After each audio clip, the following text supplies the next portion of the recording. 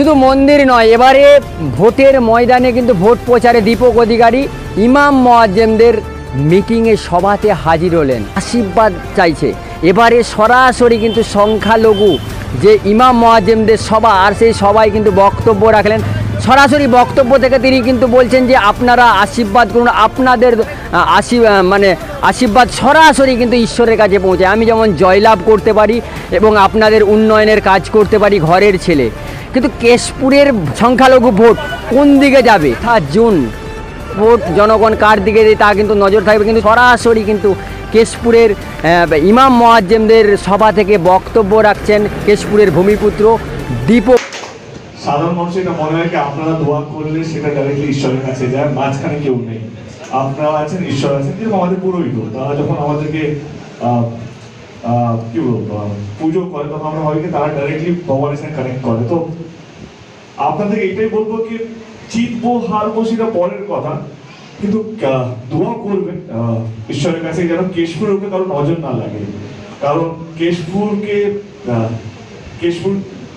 আপনারা সবাই আমার চেয়ে বেশি আপনারা জানেন যে কেশপুর যেভাবে অশান্তিতে ছিল একটা সময়, এবং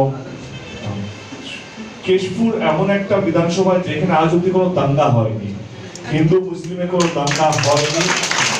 অনেকে বাংলা জুড়ে চেষ্টা করা হয়েছে যে বিভিন্ন জায়গায় যদি দাঙ্গা করে যদি ভোট বাড়ানো যায়, কিন্তু কেশপুরে আমি কোথাও যেন মনে করি যে 50-50 আছে, এখানে মুসলিম মানুষও থাকেন এবং হিন্দু মানুষও থাকেন বা অন্যান্য কমিউনিটি মানুষও থাকেন, কিন্তু আজ অব্দি কেশপুরে ইতিহাসে কোনো দাঙ্গা নেই। এইটাই বোঝা যাচ্ছে কি আপনারা কতটা ভালো, আপনারা যেভাবে বন্ধুত্ব দেখিয়েছেন, ভাইচারা দেখিয়েছেন, আমাদের বাংলার মানুষকে শেখা উচিত যে যেভাবে। তাই আমি এটা ভোটের জন্য বলছি না, কারণ কি হয় আমি মনের কথা বলতে একটু ভালোবাসি আর কি। তো এইটাই তো সবচেয়ে বেশি ইম্পর্টেন্ট। আপনাদের নিশ্চয়ই আপনারা আপনাদের যারা ফলোয়ার্স, যারা আপনাদের মসজিদে আছে বা মজার আছে, তাদেরকে বোঝাতে পেরেছে যে এই দাঙ্গা করে মারপিট করে সত্যি কিছু কারোর লাভ নয়, না মুসলিম কমিউনিটির লাভ হবে না হিন্দু কমিউনিটির লাভ হবে, এটা লাভ হয় শুধুমাত্র পলিটিক্যাল লিডারদের। এটা কোথাও যেন আপনারা হয়তো বোঝাতে পেরেছেন, তার জন্য আমি আপনাদেরকে মাথা নিচু করে ধন্যবাদ জানাবো। কারণ এইটাই কাজ, মানে মানুষকে বাঁচিয়ে রাখা, মানুষকে আগলে রাখা, মানুষকে ঠিক পথে নিয়ে যাওয়া, যেটা আপনারা করে এসছেন। এবং সেটার জন্যই আজকে প্রথমবার আপনার সাথে দেখা। আজকে বলার কিছু নেই, শুধু এটুকু হলো আপনাদের আশীর্বাদ করবেন যে আল্লাহ তাআলা যেন আমাকে ঠিক রাস্তায় নিয়ে যায়। কারণ রাস্তা তো সবসময় দুটো, সবসময় একটা খারাপ একটা ভালো। কখনো পরিস্থিতি এমন একটা জায়গা নিয়ে যায় জীবনে যেখানে ভালো রাস্তা থাকা সত্ত্বেও আমরা খারাপ পথটা বেছে নিই, কারণ কোথাও যেন মনে হয় আমি খুব তাড়াতাড়ি পৌঁছে যাবো হয়তো যেটা নিয়ে আমি এগোচ্ছি, কিন্তু কোথাও যেন মনে হয় কি ওই পৌঁছে গেলাম একদিনের জন্য, তারপর সারা বছর হয়তো পস্তালাম। তো প্লিজ আমার জন্য দোয়া করবেন যেন আমি সারা জীবন যেন ঠিক পথে হাঁটি, এবং যতদিন রাজনীতির মধ্যে থাকবো ততদিন যেন মানুষের ভালো করতে পারি।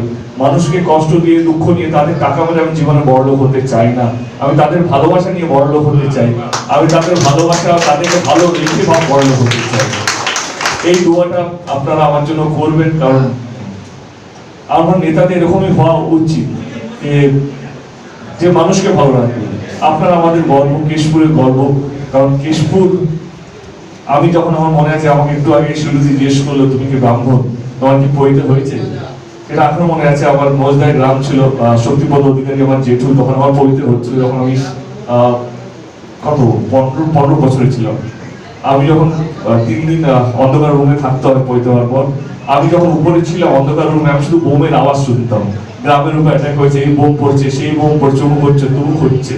তো কেশপুরের ইতিহাস আমার কাছে অচেনা নয়, কিন্তু 2014 থেকে 2024 আমাদের এখানে কোনো সাম্প্রদায়িক দাঙ্গা হয়নি, আমাদের এখানে কোনো মার্ডার হয়নি, আমাদের এখানে কোনো পলিটিক্যাল এজেন্ডা নিয়ে ঝামেলা হয়নি।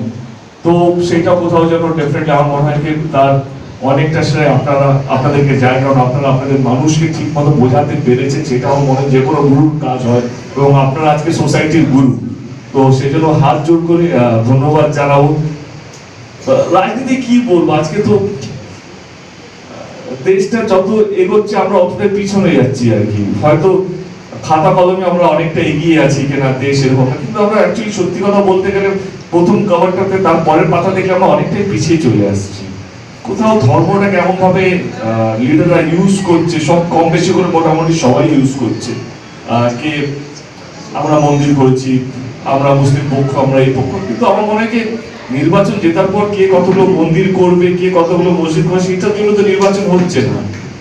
এই নির্বাচনটা আমার কোথাও যেন মনে হয় কি এই নির্বাচন আর যে কোনো নির্বাচন মানুষকে ভালো রাখতে হবে। সেই মানুষ হিন্দু হতে পারে, মুসলিম হতে পারে, বা যে কোনো কমিউনিটির হতে পারে। কিন্তু আজকে আমরা কোথাও যেন ওই সব পথ থেকে সরে গিয়ে একটা পথ বেছে নিয়েছি, এবং এই পথটা কোথাও যেন সাকসেসফুল। দেখতেই পাচ্ছেন কিভাবে নির্বাচন হচ্ছে। আমার সঙ্গে একটা ইনসিডেন্ট হয়েছিল, এয়ারপোর্ট থেকে বেরিয়েছি, আমাকে জয় শ্রীরাম বলা হলো।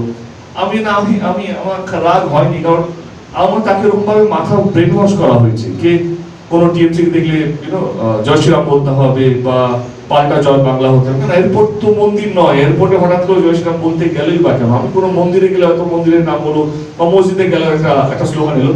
কিন্তু এখন রাস্তাঘাটে যেভাবে এই সাধারণ মানুষগুলো যারা হয়তো সেইভাবে তাদের রোজগার নেই, কিন্তু কোথাও যেন পলিটিক্যাল লিডাররা তারা তাদের মাথার মধ্যে হয়তো কোথাও যেন ঢুকতে সক্ষম হয়েছে যে না, এটা বললেই দুবেলা খাবার পাওয়া যাবে, এটা বললেই রাতে ঘুমটা ভালো আসবে, এইটা বললেই তোমার ছেলেমেয়েরা ভালো শিক্ষা পাবে। এই যে ভুল বিভ্রান্ত যে সবাইকে ছড়ানো হয়েছে, আমি তার বিরোধী। এবং আমার মনে হয় কি কারোর জয় শ্রীরাম বললে বা জয় বাংলা বললে কারো ছেলে মেয়ে ভালো থাকবে না, তার জন্য স্কুল লাগবে। কেউ জয় শ্রীরাম বা জয় বাংলা বলে দুবেলা পেট ভরবে না, তার জন্য কর্ম লাগবে, কাজকর্ম চাকরি লাগবে, তার জন্য লাগবে। ভালো ঘুম আসতে গেলে জয় শ্রীরাম বা জয় বাংলা কাজে দেবে না, সেখানে ভালো কাজ করতে হবে, মানুষকে ভালো রাখতে হবে, মানুষকে কোথাও যেন নিজের মাধ্যমে, আমি জানি সবটা কেউ পারে না, তাহলে আমরা ঈশ্বর হয়ে যেতাম। আমরা তো মানুষ, যতটা পারবো ততটা মানুষকে ভালো রাখবো, সে যার যতটা ক্ষমতা হোক না কেন। একটা বুথ লেভেলের লিডার বা একটা দেয়া, তারও একটু ক্ষমতা আছে যে একটা চিঠি সে দলের লিডারের কাছে পৌঁছে দেবে, তার কি চাওয়া বা তার কি পাওয়া আছে, তার কাছে সেই ক্ষমতা আছে। সেই যেটুকু করলেও রাখতে ভালো ঘুম আসবে, চলো এই লোকটা আমি এইটুকু তো করতে পারলাম, সেটা জয় শ্রীরাম বা জয় বাংলা বলে আসবে না, মানুষকে ভালো রাখলেই আসবে। এইটাই আমার বলার কথা। কে